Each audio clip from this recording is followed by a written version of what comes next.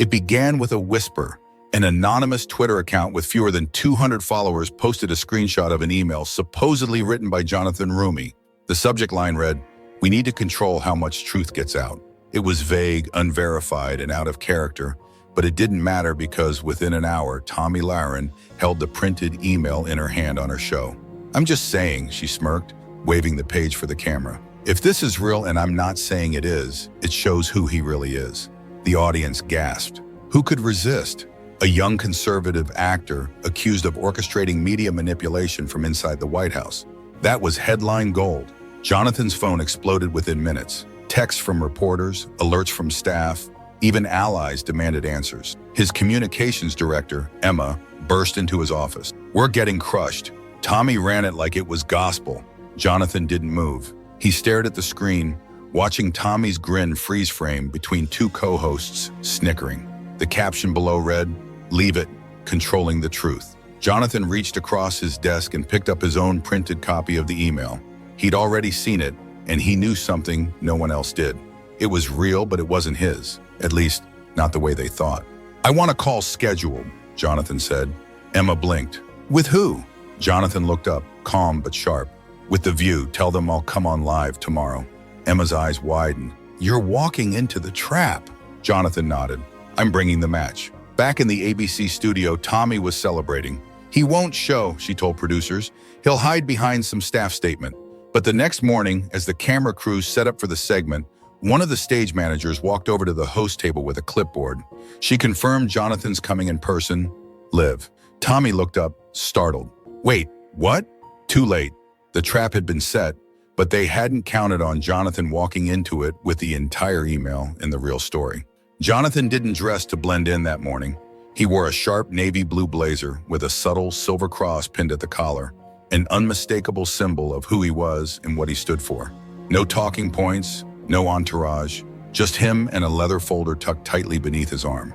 As he stepped into the ABC building, producers glanced up in quiet disbelief. He wasn't flustered, he wasn't defensive, he was composed and early. Backstage, Tomi was getting final makeup touch-ups, laughing with one of the co-hosts. When the stage manager leaned in and whispered, "Jonathan's in the green room," the air shifted. "He actually showed up," Tomi muttered. The producer nodded. "And he brought something, a folder." Tomi's smirk flickered. Meanwhile, in the green room, Jonathan stood at the mirror adjusting his blazer. Emma texted him from the West Wing. "You sure about this?" Jonathan replied, "I printed the headline. I'm bringing the full page." At exactly 11:00 a.m., the cameras rolled. The View's theme music played over cheerful graphics. Tomi's voice opened the segment with practiced charm. "Today we're joined by the youngest White House press secretary in U.S. history and apparently the author of a very interesting leaked email." Laughter. Jonathan entered the stage to polite applause, mostly from the audience's conservative corner. He didn't wave, he didn't smile. He simply walked to his seat, placed the folder neatly on the table, and met Tomi's eyes without blinking. "Thank you for having me." Tomi leaned forward, theatrical. "You're very brave, Jonathan. Most people wouldn't show their face after an email like that." Jonathan's voice was calm. "That's because most people don't want the truth read out loud." Tomi laughed, feigning confusion. "Oh, so it's not real?" Jonathan opened the folder slowly, like turning pages in court. "It's very real, which is why I'm here to read the entire thing. Not the cropped version you flash for ratings." A shift ran through the audience. Tomi straightened. "We're live, you know." Jonathan smiled faintly. "Exactly." And with that, he pulled out the email, and the trap began to spring in reverse. Jonathan placed the printed email on the table with deliberate care, as if preparing evidence in front of a jury. The audience leaned in. Even Tomi Lahren's smirk had frozen just enough to notice. "You read the subject line," Jonathan began, his tone firm but controlled. "You read the opening paragraph, but you stopped there because the next 5 paragraphs didn't fit your narrative." Tomi crossed her arms. "We showed what mattered." Jonathan didn't blink. "No, Tomi, you showed what you wanted to matter." He lifted the first page. "This email was sent during a private strategy session where I raised concerns about how the media, not the administration, was shaping public truth. This line," he pointed, "we need to control how much truth gets out," was a question I was quoting, not a directive. "And here's the sentence right after the one you cropped." He read aloud. "If the press keeps manipulating facts, how do we make sure Americans get the truth unfiltered?" The studio quieted. The tone had changed. Viewers watching at home suddenly realized they hadn't been told the whole story. Jonathan flipped the page. And then I wrote this: "We must ensure transparency. Americans don't need spin. They need facts. Even if the truth is uncomfortable, we owe it to them." Silence. Even the co-hosts exchanged glances. Tomi tried to recover. "Well, maybe you should have been clearer in your language." Or maybe, Jonathan cut in, "you should have read past the first sentence before accusing me on national television." The audience gasped. One woman in the back clapped once before stopping herself. Jonathan leaned forward. "You didn't expose a scandal. You exposed a strategy you didn't like, one rooted in truth and transparency, and rather than invite me to explain it, you tried to frame it for entertainment." Tomi looked to her producers off camera, clearly unsettled. Jonathan held up the final page. "This email isn't a confession. It's a call for accountability, one that your team cut, edited, and packaged like clickbait. But since we're live, I figured I'd give your audience what you wouldn't." For a moment, the only sound was paper rustling in his hand. Jonathan didn't raise his voice. He didn't shout. He just read. And that was louder than anything else in the room. For the first time in years, the View studio felt unprepared. Not because Jonathan shouted, not because he made dramatic gestures, but because he didn't. He simply read. Line by line, paragraph by paragraph, he dismantled the accusation. Not with emotion, but with evidence. Tomi Lahren shifted in her seat, visibly rattled. "Well, even if you wrote all that, don't you think the phrasing was questionable? Why use a sentence like that if you knew it could be misunderstood?" Tomi pressed, her tone sharp, her eyes never leaving Jonathan. Jonathan turned to her, calm but unwavering. "Because I assumed the people reading it would care about context. Clearly I was wrong." A few audience members laughed nervously. The moment didn't feel like daytime TV anymore. It felt like court. And Jonathan wasn't just defending himself, he was prosecuting the spin. One of the co-hosts chimed in, trying to soften the blow. "You have to admit, Jonathan, the timing of the leak was suspicious. It made you look like a manipulator." Jonathan finished the sentence for her, his voice even, measured. "That's the game. Leak half a sentence, imply intent, go viral. But the truth is never as exciting as the smear, is it?" The camera zoomed in just enough to capture Tomi's tight jaw. Jonathan reached back into his folder. "Since we're here, I also brought emails from the same thread. Here's one where I suggest inviting CNN to the next press conference. Another where I push for full release of economic stats without edits. You want to talk about transparency? Let's talk." Tomi blinked. "You planned this." Jonathan didn't smile. "No, you planned this. I just came with the whole story." The audience clapped. Not everyone, but enough for the mics to catch it. A few in the front row leaned forward, eyes wide, phones out. Backstage, a producer whispered to the director, "We're losing the room." But it was more than that. Jonathan wasn't just winning. He was flipping the entire dynamic. The hosts, once in control, now looked reactive, defensive. And Jonathan? He hadn't even raised his voice. He had just shown up. By the halfway point of the segment, Tomi Lahren's confidence had noticeably cracked. Her usual rhythm, sarcasm, punchlines, easy applause had vanished. What was left was a studio that didn't know how to react. Jonathan sat tall, his tone unwavering. "You say I manipulate truth, but I'm sitting here on your stage reading my words out loud. You tried to make them scandalous, but all I see is transparency." Tomi scoffed, trying to recover. "Come on, Jonathan. You can't seriously believe this email doesn't at least look bad?" Jonathan nodded slowly. "It looks bad when you cut it in half. Just like a courtroom transcript can be twisted if you only read the prosecution. That's not journalism. That's a performance." The live audience shifted uncomfortably. Some clapped. Others looked to Tomi for a response. But Tomi wasn't quick to answer this time. She grabbed her mug, took a slow sip, and leaned back. One of the younger co-hosts jumped in, trying to salvage balance. "So, what do you want us to take away from this, Jonathan?" "That we were wrong," Jonathan replied, turning to meet her eyes gently but firmly. "I want your audience to understand what actually happened. I don't need an apology. I just want truth to stop being treated like a political weapon." He paused, then added, "You say I'm dangerous because I speak for Trump, but I didn't bring him today. I brought receipts, and that seems to scare you more than anything he could tweet." That line hit hard. Backstage, producers were frantically checking comment feeds. Viewers weren't tuning out, they were tuning in. One trending post read, "Jonathan's not backing down. He's reading the whole email line by line. No drama, just fire." Another. Lahren set the trap, but Jonathan brought the flashlight. Tomi leaned forward again, slower this time. Her eyes narrow, voice controlled. Well, if this is your strategy, it's working. Jonathan didn't flinch. It's not a strategy, it's just the truth, finally given a mic. And in that moment, the most unexpected thing happened. The studio went quiet. Not because Jonathan had silenced them, but because they'd finally started hearing him. 10 minutes before the end of the segment, the View's producers were sweating. The comment section was out of control. Live feedback poured in faster than the moderation team could manage. But unlike past political clashes, this wasn't just tribal cheering. It was different, balanced, curious, even shocked. I don't even like Jonathan Roumie, but he's eating them alive with their own email, one tweet read. Tomi looks like she's sitting in a courtroom, not a talk show.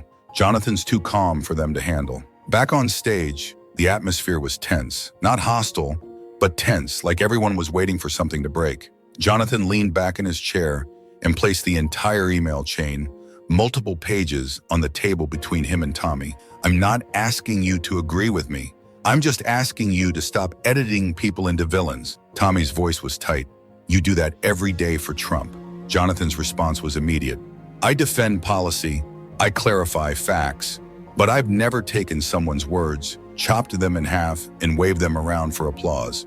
That's not public service. That's theater. A young woman in the front row, clearly a progressive, nodded slowly, whispering to her friend, he's actually right about that. Tomi tried one last angle. But isn't it fair for us to question someone in power?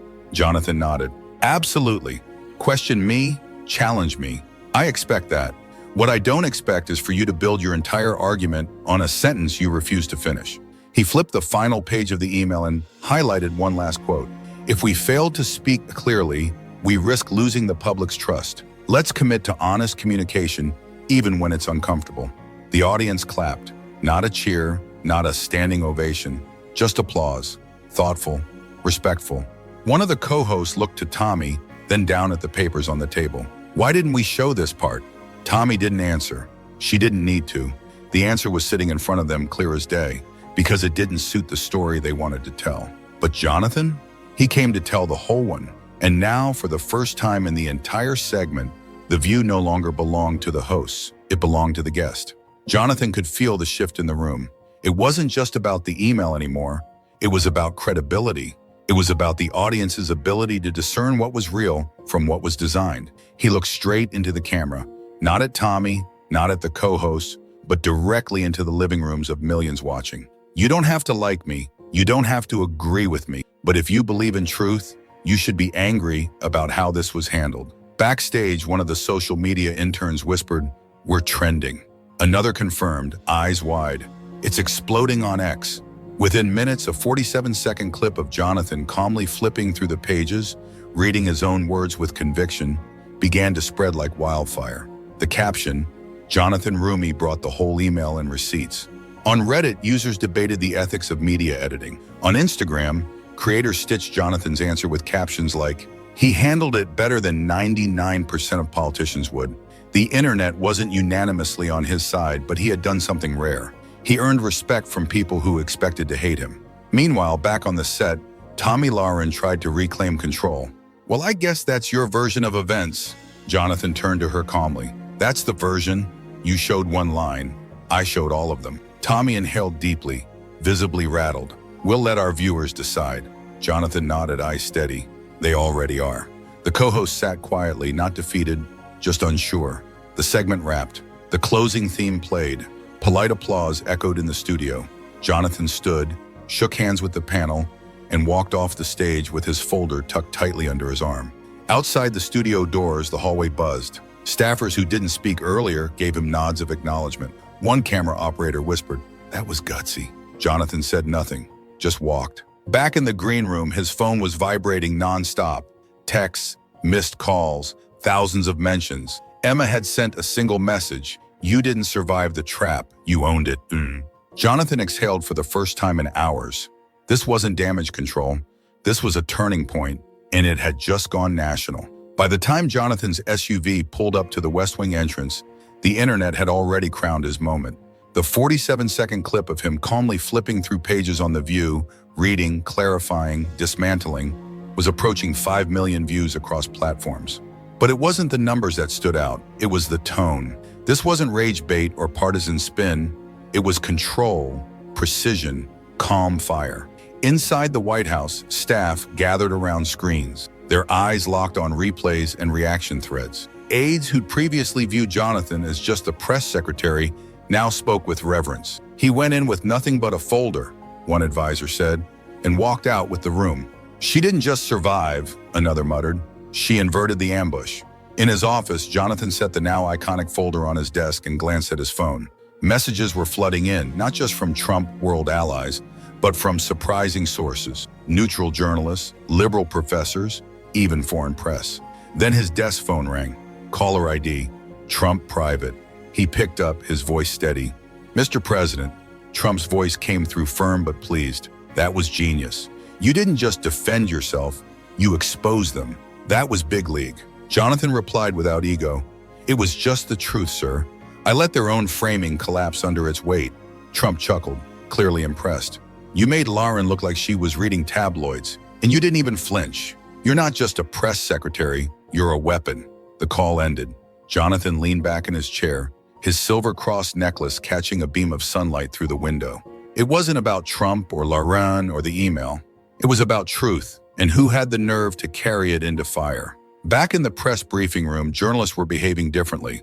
The usual posturing, smirks, and gotcha questions were gone. They looked at him with a new kind of tension. One reporter asked softly, "Off the record, how long have you been planning that?" Jonathan replied without hesitation, "I didn't plan anything. I just refused to run." Over the next 24 hours, headlines rolled like waves. Jonathan flips the narrative one page at a time.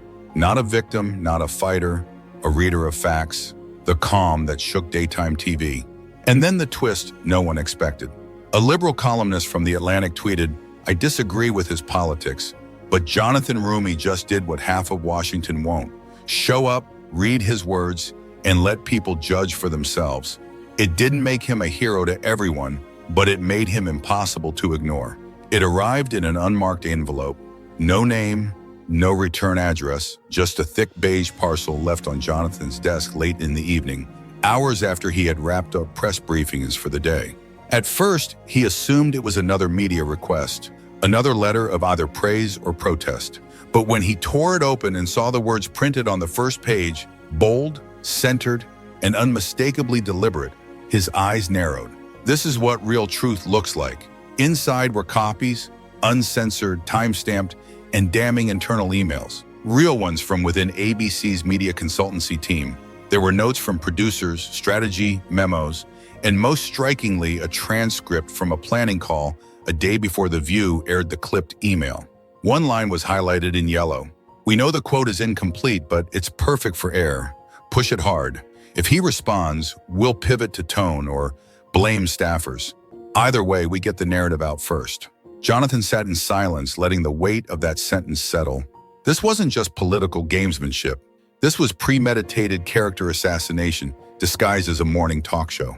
Emma entered the room seconds later, eyes catching the scattered pages. "Please tell me that's not what I think it is." Jonathan turned the paper toward her. They knew it was incomplete. They aired it anyway. Emma stared, stunned. "They played America." "No," Jonathan replied. "They tried to, but we showed up with the ending they never planned for." For the next few hours, Jonathan and his team reviewed every page, cross-referencing dates, validating authenticity. Everything held up. The next morning, Jonathan authorized a formal request, not for a retraction, but for an on-air correction. Not just a tweet, not just a press release. A correction delivered live on the same stage where the narrative began. Social media exploded again. This time, not just with support, but with outrage. ABC knew it was cropped. How many stories have been edited like this? If Jonathan hadn't gone on, we'd never have known. A TikTok compilation titled, "He Didn't Clap Back, He Read the Whole Thing," hit 15 million views in 2 days. Influencers across the political spectrum dissected his appearance not for drama, but as a masterclass in grace under fire. A journalism professor from Columbia tweeted, "What Jonathan Roumie did on national TV wasn't a stunt, it was accountability. He brought documents, context, and composure. That's the standard now." Even harsh critics admitted, however grudgingly, that Jonathan had exposed something deeper than a smear campaign. He had exposed a system, one built not on truth, but on the illusion of it. 1 week after The View, Jonathan stood behind the White House podium, the press corps unusually restrained, not silent, but respectful in a way he hadn't seen since taking office. A reporter from Reuters raised her hand. "Mr. Roumie, do you think this moment has changed how the public views political media?" Jonathan paused, then answered with quiet clarity. "I don't know if it changed their view, but I hope it reminded them to look beyond what they're told and to finish the sentence." There it was again, that line, the one he had posted on X just days before, the one that had now appeared on posters, in classrooms, on t-shirts, and even across protest signs held by people who didn't even vote for him. If you're going to accuse someone, finish the sentence. It had stopped being just a comeback. It had become a challenge. That night, Jonathan returned to his office where a framed copy of that tweet now hung beside the original, The View headline, "Roumie controlling the truth." Underneath in fine print, he'd scribbled with a gold pen, or just reading all of it. On his desk was another letter, this time from a college freshman in Michigan who had stayed up rewatching his entire The View appearance for a class on political communication.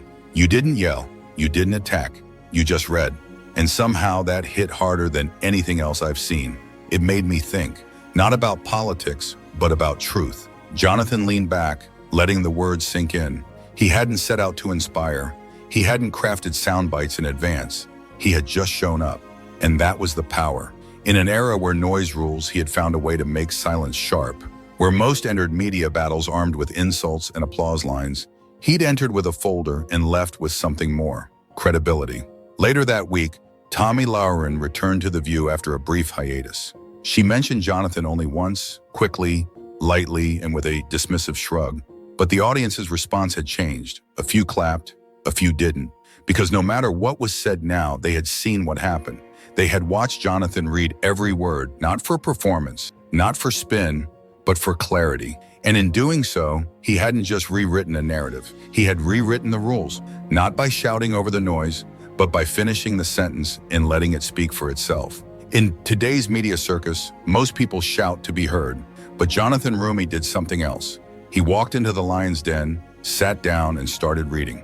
No yelling, no drama, just truth, uncut and unafraid. While Tomi Lahren waved a single sentence like a weapon, Jonathan brought the full email, every word, every context, every fact. And in doing so, he exposed something far bigger than a television smear. He exposed how easily a half-truth becomes a whole lie. He didn't flinch. He didn't fold. He faced the trap and turned it inside out live on national television. Because in a world where everyone edits, clips, spins, and distorts, Jonathan reminded America of the power in simply finishing the sentence. This wasn't just a win for him. It was a masterclass in calm confrontation, a turning point in political media, and a reminder to every viewer. Sometimes the quietest voice in the room is the one that changes everything. Thank you for watching. If you found this confrontation as eye-opening as we did, make sure to hit that subscribe button and turn on notifications so you never miss a powerful moment like this one. We bring you more in-depth analysis, truth-telling, and political breakdowns every week. Join the conversation and let's keep exposing the truth together. See you in the next video.